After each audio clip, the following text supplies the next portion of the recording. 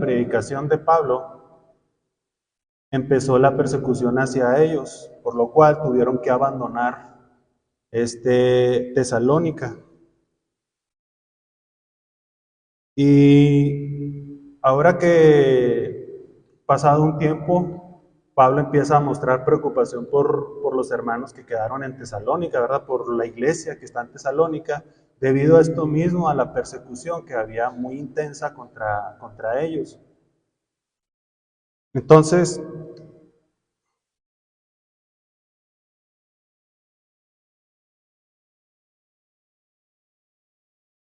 entonces,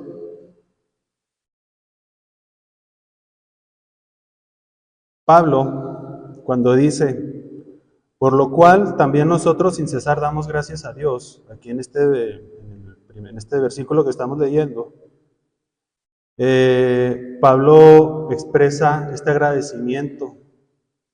¿Por qué lo agradece? Porque como Pablo nota, bueno, como Pablo ve que inicia esta persecución intensa hacia la iglesia, él empieza a demostrar preocupación por cómo están sus hermanos, qué está sucediendo en la iglesia en Tesalónica, por lo cual envía al hermano Timoteo para que él vaya y prepare un informe, ¿verdad? Para ver qué está sucediendo, qué está pasando con estos hermanos, qué les ha acontecido. Obviamente muestra esta preocupación porque dice, duré 3 meses y no hay manera de saber de ellos. Nosotros ahorita pues tenemos la ventaja de la comunicación es súper rápida, ¿verdad? Una llamada, un mensajito y sabemos cómo pueden estar nuestros amigos, nuestros hermanos, etc. Entonces va a Timoteo, a Tesalónica, y cuando regresa pues trae unas noticias verdaderamente buenas. ¿Por qué? Porque lo que le dice Timoteo a Pablo es de que los hermanos no solamente creyeron verdaderamente, sino que también empieza a haber un fruto de la fe de ellos. Y este fruto era tan intenso, tan evidente, que incluso estos hermanos ya eran como un ejemplo, como lo decía también aquí en el primer capítulo, que ya eran ejemplo incluso para la región de Macedonia y Acaya, ¿verdad? Tanto así que el apóstol Pablo dice que ya no tengo necesidad de decir nada, o sea, había una actividad de la palabra de Dios. El gozo de Pablo y de sus colaboradores se debía a que, a pesar del poco tiempo, la obra del Espíritu Santo a través de la palabra actuó en ellos, como lo dice en el primer capítulo de Tesalonicenses 1:5. Dice, por cuanto nuestro evangelio no llegó a ustedes solo en palabras, sino en poder y en Espíritu Santo. O sea, la palabra de Dios no solamente les llegó por medio de palabras, sino que hubo evidencia, ¿verdad? De esa palabra, iba sustentada con poder, con evidencia visible para ellos. Y luego, Pablo a lo mejor en este tiempo en el que regresaba a Timoteo, pues estaba con cierta incertidumbre, ¿verdad? Con dudas acerca de sus hermanos. La distancia, bueno, cuando escribe Pablo esta carta a los tesalonicenses, se dice que estaba en Corinto. Él estaba en este momento en Corinto. Y la distancia que hay entre Corinto y Tesalónica es de entre 470 a 500 kilómetros. O sea, es una distancia enorme. Es como si de aquí a Torreón, de aquí a Mazatlán, creo yo, ¿verdad? Es una distancia muy grande. Y lo peor tantito es de que pues esas distancias se recorrían principalmente a pie. Entonces estamos hablando de que solamente de ida podía tardar varias semanas en llegar. Y luego aparte el hecho de que tiene que regresar, ¿verdad? O sea, Pablo está en una situación de que, pues, ¿qué está pasando con mis hermanos? Pasan los meses y finalmente llegó Timoteo y le trae estas noticias. Entonces, algo de lo que podemos ver en esta parte es de cómo nosotros, al igual que Pablo, solamente pues, podemos llegar a tener a veces incertidumbre, ¿verdad? A veces estamos pasando por un momento pues de dudas, ¿no? Las dudas son naturales en nosotros, pues somos seres imperfectos, somos carnales. A nosotros nos afectan muchas cosas en el día a día. Y Pablo también estaba angustiado por esto. Pero ¿cómo dice que ahora que recibe estas noticias, da gracias a Dios, le da la gloria a Dios, ¿verdad? De el Señor, cómo el Señor sostiene a estos hermanos que también estaban en una situación muy complicada. Sus propios vecinos los querían eliminar, no querían eliminar al cristianismo. Pero ve Pablo, al regreso de Timoteo, ve cómo la palabra de Dios está teniendo efecto en la vida de todos ellos y afecta no solamente a la vida de ellos, sino que también esta misma está afectando en otras partes que rodean Tesalónica.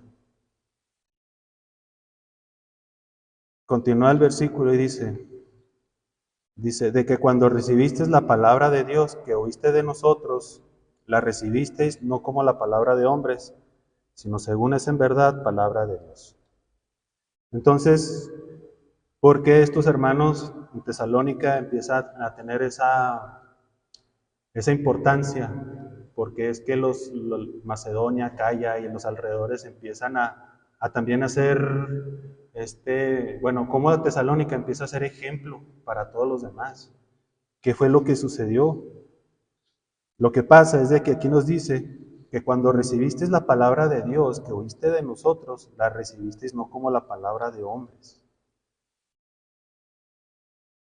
Esto quiere decir, hermanos,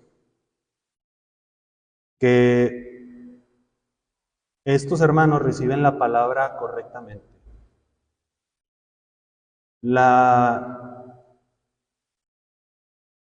Muchas veces nosotros mismos, cuando estamos delante de una exposición de la palabra, incluso de la lectura de la Biblia,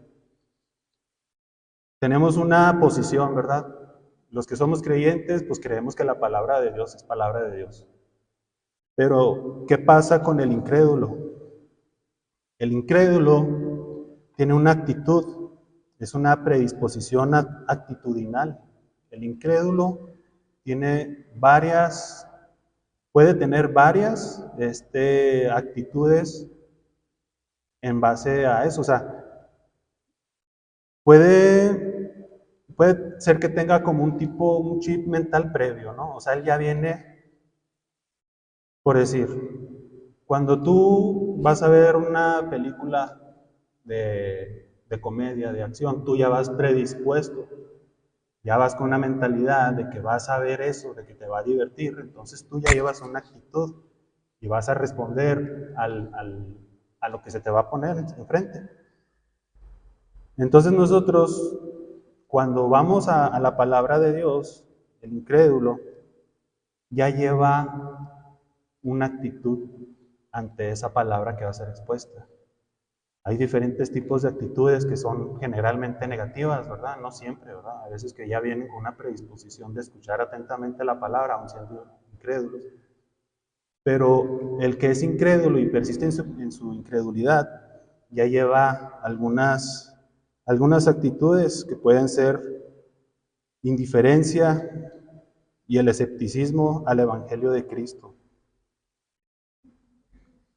Algunos se burlan, ¿verdad?, de la palabra de Dios o la toman como una actitud de superioridad, ¿verdad?, alegando de que yo no creo o sea, Cristo fue un cuento, ¿verdad? O sea, lo que sucedió con Cristo fue una mentira. Él no resucitó, él no hizo los milagros, etcétera, a pesar de que hay mucha evidencia, ¿verdad? O sea, ha habido mensajes, ha habido estudios de que aseveran de lo que Cristo sufrió, de la veracidad de la Biblia, ¿verdad? Que es real todo esto. Entonces, Mucha gente ya viene con esa predisposición.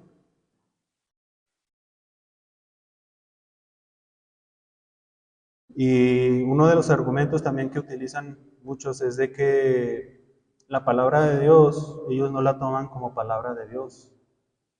Ellos dicen, no, es que la palabra de Dios fue escrita por personas. Entonces, como fue escrita por personas, yo no voy a creer en eso, porque no creo. Fue escrita por alguien, fue manipulada, incluso llegan a pensar que fue manipulada la palabra, ¿verdad? Y son como que pretextos para poder ellos actuar en base a su propio criterio, para no estar sujetos a la ley moral de Dios, ¿verdad? Para ser libres de esa ley y poder hacer lo que les gusta hacer sin que haya un estorbo para ellos. Hay excusas también, es una de las predisposiciones, hay excusas ante el llamado de la palabra. La tristeza, a veces se entristecen porque se dan cuenta de que, pues como la palabra de Dios te dice que primeramente es el reino de Dios, ¿verdad? Y su justicia, y luego después añadirán las demás cosas, pues ellos se entristecen porque tal vez están sujetos ellos, están tan atrapados en el mundo, en las posesiones materiales, en la riqueza ilícita, etcétera, ¿verdad? Hay muchas cosas que te suelen sujetar al mundo. Entonces tú estás dudando, o sea, tú ya vas con una predisposición de, tú ya sabes, no, pues es que voy a tener que dejar de hacer esto, voy a tener que dejar de ir a fiestas, voy a tener que dejar de tomar, voy a tener que dejar de estar con ciertas personas. Entonces tú ya llevas una actitud. Algunos son rebeldes o están enojados. Al escuchar la palabra de Dios, muchas personas reaccionan de una manera violenta, de enojo, sin justificación. Ustedes, bueno, lo hemos visto en muchas ocasiones, la gente reacciona, incluso en el tiempo del Señor Jesucristo, cómo reaccionaban los fariseos a la predicación de Cristo. Lo querían apedrear, lo querían matar, en algunas ocasiones quisieron apedrear al Señor.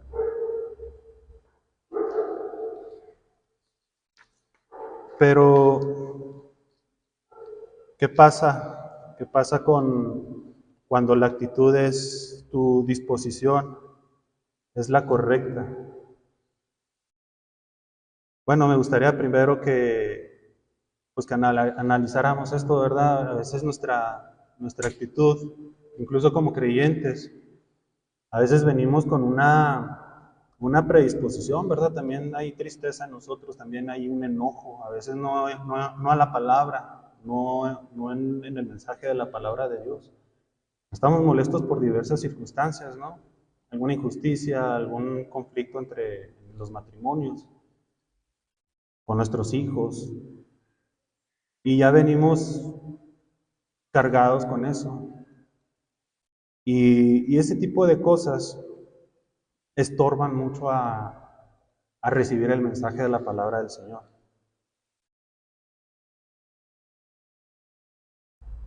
Y luego en Timoteo, segunda Timoteo,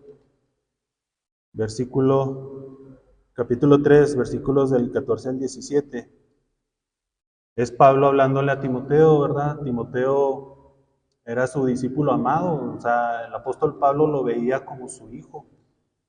Y aquí el apóstol Pablo, al ser la última carta que le va a enviar a su discípulo, porque Pablo ya estaba en la cárcel, Pablo ya estaba esperando pues el último momento, ¿verdad? Cuando lo iban a matar.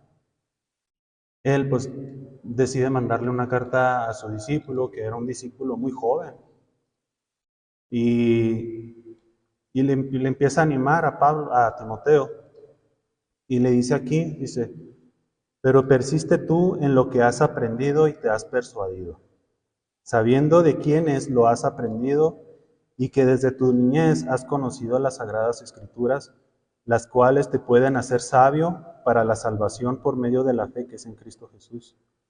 Toda escritura es inspirada por Dios y es útil para la enseñanza, para la reprensión, para la corrección, para la instrucción en justicia, a fin de que el hombre de Dios sea perfecto, enteramente capacitado para toda buena obra. Pablo está afirmando que la palabra de Dios, o sea, aquí Timoteo, Pablo no tenían el Nuevo Testamento, ¿verdad? ¿Qué estudiaban ellos? ¿Qué le enseñaban Eunice y... Ay, ya se me olvidó el nombre de la abuelita. Pero ¿qué le enseñaban? Le enseñaban el Antiguo Testamento, o sea, toda la palabra de Dios, desde Génesis hasta el Apocalipsis, toda la palabra de Dios, está diciendo aquí Pablo que es inspirada por Dios, o sea, es palabra de Dios. Dice, tú persiste en lo que has aprendido y te has persuadido. O sea, tú que recibiste la palabra de Dios correctamente, como lo que es, persiste en lo que has aprendido. Muchos de aquí estamos aprendiendo domingo tras domingo, aquí en la predicación o en nuestra casa leyendo la palabra de Dios. Nos está diciendo que persistamos en lo que hemos aprendido. O sea, aquí le está diciendo a Timoteo, pero también nosotros debemos de persistir, debemos de seguir firmes, ¿verdad? Seguir con esta convicción de que es palabra de Dios y que tenemos que, en base a lo que hemos estado aprendiendo, que sigamos en este camino. Porque dice que las Sagradas Escrituras, las cuales te pueden hacer sabio para la salvación por medio de la fe en Cristo Jesús. Todo lo referente a Cristo, todo lo referente a la salvación por medio de Jesús está en las Escrituras.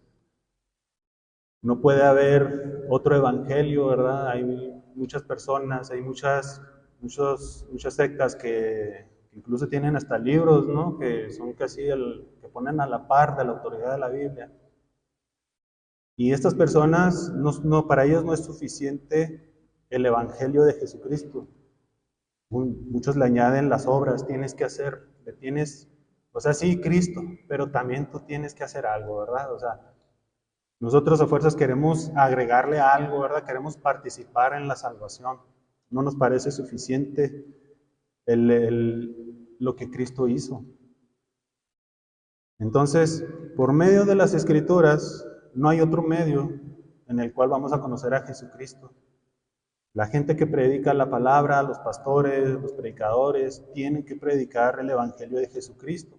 No pueden predicar en base a su propio criterio, en base a su propia experiencia, sus pensamientos, sus ocurrencias, ¿verdad? A final de cuentas. Hay muchos documentales en Netflix, ¿no? De lo que sucede en las sectas, principalmente en un grupo religioso, de cómo empiezan a tergiversar la palabra de Dios y la empiezan a ajustar a sus intereses enfermos, porque generalmente son enfermedades perversas. Y hay muchos documentales en Netflix de lo que causa el separar la palabra de Dios, el empezar a añadirle, empezar a quitarle, y nunca es bueno. Hay mucha evidencia de eso, nunca es bueno agregarle o quitarle a la palabra de Dios. Entonces, ¿tú quieres ser sabio? Estudia la palabra de Dios. Dice que toda la escritura es inspirada por Dios. Sí, la escribieron los hombres. Sí, hubo hombres que tuvieron que escribir, ¿verdad? No llegó el Señor y empezó a escribir todo el documento.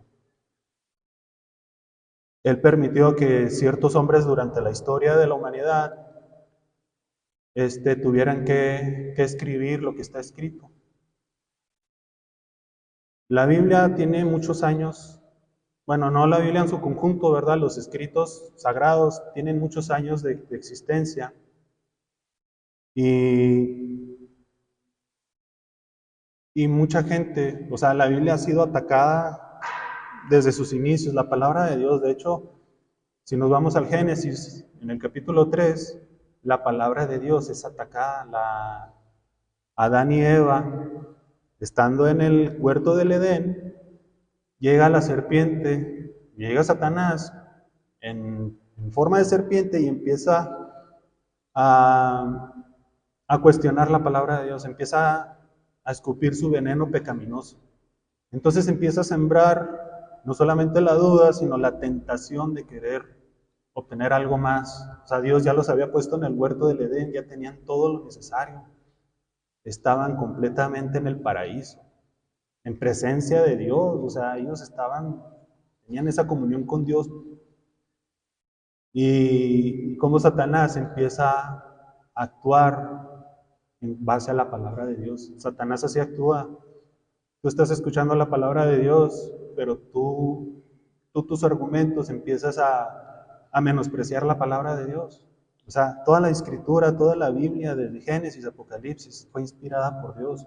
No hay ninguna contradicción, no hay nada que diga que se contradiga, ¿verdad? Al contrario, en lugar de contradecirse, hay muchas conexiones, tanto del Antiguo Testamento con el Nuevo, por lo que no pudo haber sido obra del hombre.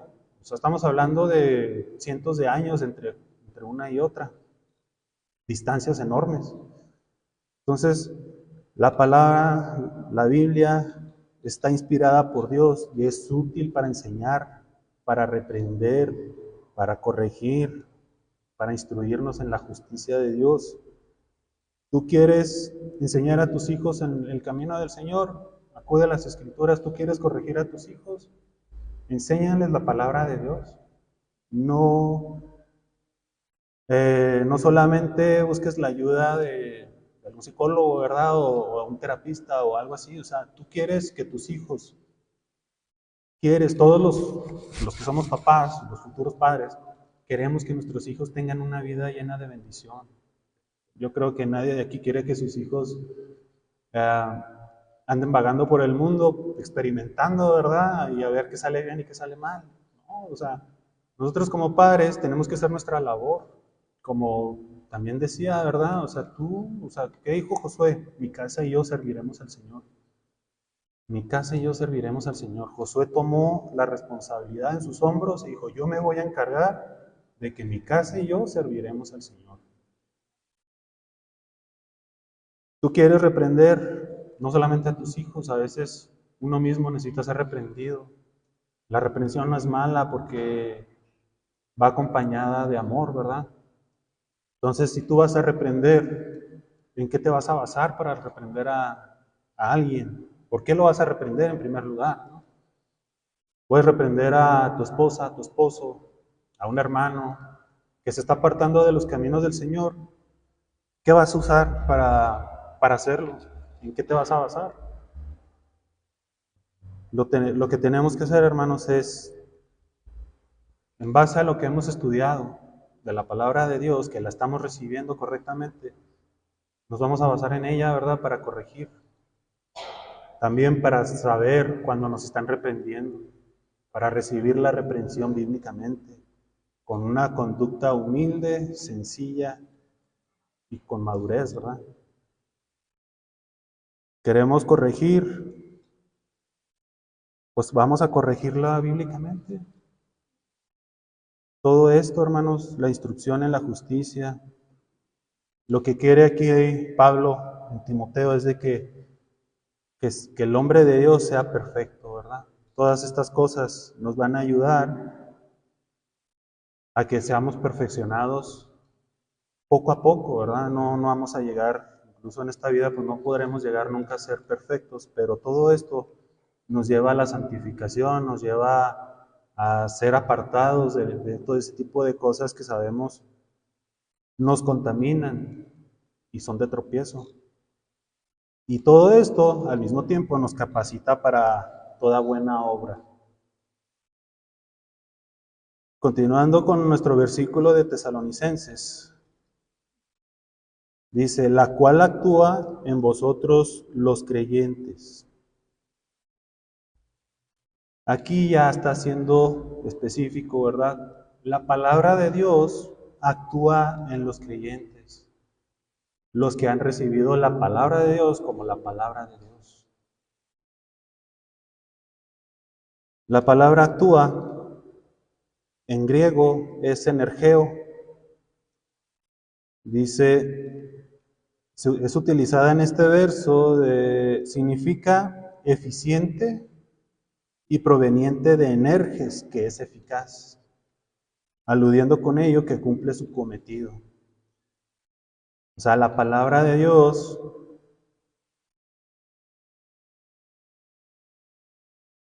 es eficiente para los que creemos, ¿verdad? Para los creyentes. No puedes, el incrédulo, todo lo que dice la palabra en cuanto a las promesas de Dios, todas esas promesas no son efectivas para el incrédulo. Nosotros, obviamente, como todo ser humano, todo ser humano quiere disfrutar de los beneficios de Dios, ¿verdad? Quiere disfrutar de salud, ¿verdad? La gente piensa que pues ya con Dios ya nunca me voy a enfermar, ¿verdad? Porque es lo que, pues sí, o sea, mucha gente utiliza mal la palabra de Dios y les vende un evangelio de cero sufrimiento, de que ya no vas a sufrir, un evangelio de que vas a prosperar. Y la gente piensa eso, ¿verdad? Y anhela eso, obviamente, por eso los falsos evangelios ofrecen esto, ¿verdad? Ofrecen la palabra de Dios y la gente es lo que busca, busca estabilidad emocional, estabilidad financiera, pero estos beneficios no son efectivos en ellos. O sea, está torcido el mensaje, ¿verdad? No está hablando el Señor de que un verdadero creyente no va a sufrir. Un verdadero creyente no va a tener necesidades económicas, materiales, etcétera, ¿verdad? Sabemos que como creyentes sí tenemos ciertas dificultades en nuestra vida, problemas de todo tipo, pero la palabra de Dios nos dice que el Señor estará con nosotros, ¿verdad? De que acudamos a Él y nos da mucha esperanza. Los que rechazan la palabra de Dios no pueden participar de los beneficios de la palabra de Dios. Algunos de los beneficios que podemos disfrutar es de que la palabra de Dios nos da guía y dirección. Como dice el Salmo 119, versículo 105, dice: lámpara es a mis pies tu palabra y lumbrera en mi camino. Este versículo resalta cómo la Escritura proporciona claridad y dirección en momentos de confusión. No está diciendo que vas a salir inmediatamente de la situación en la que te encuentras, pero a través de la palabra de Dios encontramos luz, encontramos paz, encontramos dirección. Otro beneficio: fortaleza, consuelo. La palabra de Dios nos ofrece consuelo en tiempos de dificultad. Como en Romanos 15:4 dice: por todo lo que fue escrito en tiempos pasados, para nuestra enseñanza se escribió. A fin de que por la paciencia y la consolación de las Escrituras tengamos esperanza. Esto indica que las Escrituras pueden ser una fuente de fortaleza y esperanza. Aquí en Romanos, todo lo que se escribió se refiere a la palabra de Dios, ¿verdad? O sea, vimos cómo tuvieron que pasar muchas dificultades. La iglesia a través del tiempo tuvo que pasar por muchas dificultades. Hubo muchos mártires de los profetas. Entonces, el libro de Job, ¿verdad? Vemos todo lo que él tuvo que sufrir, todo lo que atravesó. Entonces Dios utilizó la vida de estos hombres para que nosotros descansemos en cómo Dios actuó en ellos, en su soberanía, en su voluntad. La palabra de Dios nos ayuda principalmente, ¿verdad?, en nuestra transformación personal. Creer en la palabra de Dios nos lleva a una transformación, como lo decía aquí en 2 Timoteo, donde dice que toda escritura es inspirada de Dios, por Dios, y útil para enseñar, para redarguir, para corregir, para instruir en justicia, a fin de que el hombre de Dios sea perfecto, enteramente preparado para toda buena obra. Ya vimos que este mensaje, este pasaje, nos moldea, ¿verdad? Moldea nuestro carácter, moldea nuestra conducta. Es uno de los beneficios, hermanos, que nosotros, por la obra del Espíritu Santo en nuestras vidas y su palabra, empezamos a transformarnos gradualmente. Es un beneficio, hermanos, que podemos disfrutar de creer en la palabra de Dios. Nos conecta con Dios. La palabra de Dios permite una relación más profunda con Él. ¿Quieres conocer de Dios? La palabra es suficiente. Es uno de los, por ahí le escuché de verdad, que es uno de los atributos de la palabra de Dios. La palabra de Dios es suficiente. En Juan 15:7 dice, si permanecéis en mí, Cristo hablando, ¿verdad? Si permanecéis en mí y mis palabras permanecen en vosotros, pedid todo lo que queráis y os será hecho. Tú oras a Dios, quieres que Dios te ayude, quieres que Dios te dé sabiduría, te dé fortaleza, te dé salud, etcétera. Muchas oraciones, ¿verdad?, que tenemos. Si sus palabras permanecen en ti, si tienes una constancia en la comunión con Dios, tú vas a escuchar al Señor, tú vas a ser guiado por Dios. No puede haber una conexión con Dios apartado de la palabra. No se puede estar en comunión con Dios apartado de la palabra. La palabra, la Biblia, actúa eficazmente solo en aquellos que creen en ella. Y cuando alguien cree en la palabra de Dios, tiene que actuar conforme a lo que está escrito en la palabra de Dios.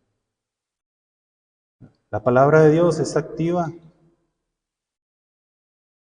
lo que quiere decir de que no es una palabra que solamente está escrita, ¿verdad? Sino que es una palabra que tiene vida, es una palabra que te mueve, una palabra que tiene un efecto sí o sí en la vida del que escucha, en el creyente y en el incrédulo. Podemos descansar en sus promesas, pero también debemos de temerle a las advertencias, ¿verdad?, de la palabra de Dios. No solamente el Señor tiene buenas noticias para nosotros los creyentes, pero también tiene advertencias muy serias para el incrédulo. Entonces cree lo que dice la palabra de Dios, no solamente en todo lo positivo, ¿verdad?, sino también en sus advertencias que Él nos hace al desobedecer su palabra y al no prestar atención a ella.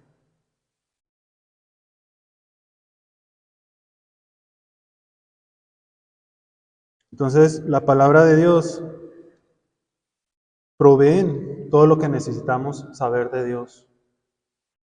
Tú no puedes esperar que tú no puedes llegar y preguntarle a alguien referente a cómo es el carácter de Dios, qué es lo que quiere Dios, qué dice Dios, ¿verdad? Si no se basa en la palabra. O sea, tú quieres conocer a Dios, acude a su palabra, escucha buenos mensajes cristianos, lee buenos libros cristianos.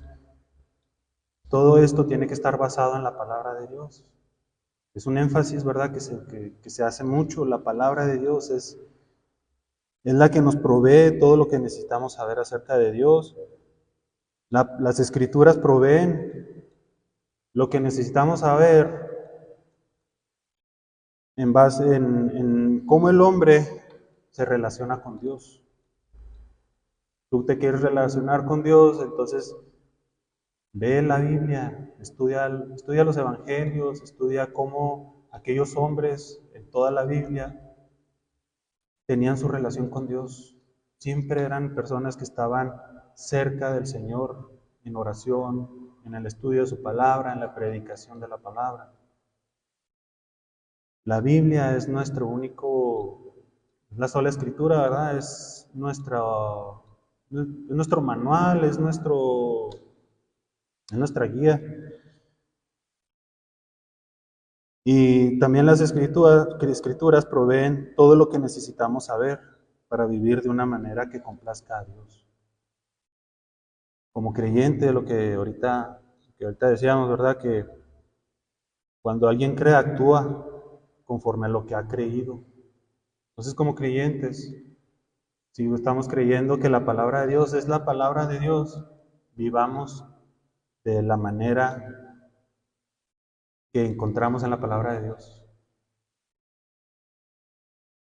Si también estás escuchando el mensaje, ¿verdad? Estás todavía con ciertas dudas en base a lo que se está hablando es verdad, pues yo te animo, ¿verdad? Al que escuche, incluso entre nosotros mismos, que lo consideres, o sea, es un momento de que reflexionemos acerca de la palabra de Dios, de la seriedad de la palabra. Tomemos la palabra de Dios como es. Aquí los tesalonicenses, ellos recibieron la palabra así. No pusieron pretextos, no pusieron pero, no, es que Pablo, pues él dice que conoció a Cristo, ¿verdad? Pero pues ya había sido crucificado, no creo que sea cierto. Muchas cosas que se le ocurren a la gente, ¿verdad? Como pretexto para no creer lo que está escuchando. Pero es real, o sea, te animo, ¿verdad? A que te detengas a pensar, consideres todos los puntos, todo lo que aquí se expuso, ¿verdad? Para que haya una reacción. Solamente hay de dos, o lo crees o no lo crees. Entonces, considéralo, medítalo, platícalo con Dios, ora, ¿verdad? Para que incluso como creyentes solemos dudar, ¿verdad? De la palabra de Dios. Somos muy selectivos de la palabra, tomamos lo que nos gusta. Hay cosas que nos confrontan de la palabra y solamente tomamos aquello que queremos escuchar. Y ¿qué fue lo que pasó con los tesalonicenses? No es de que los tesalonicenses hayan sido perfectos al 100%. Obviamente, más adelante en esta carta, tuvieron algunas dificultades, pero la respuesta de ellos al mensaje de Pablo, el Evangelio de Jesucristo, cambió la vida de ellos, los transformó por completo.